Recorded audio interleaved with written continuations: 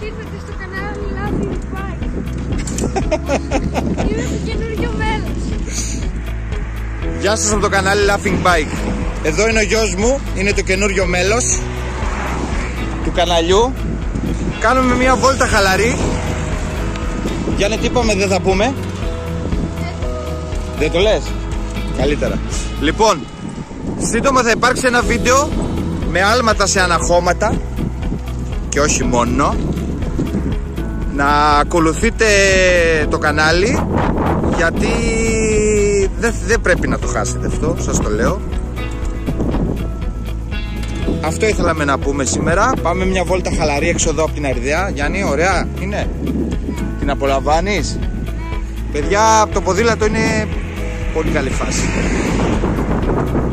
Αυτά ήθελα να σας πω. Ένα μικρό καλωσόρισμα και αναμένετε. Γεια σας.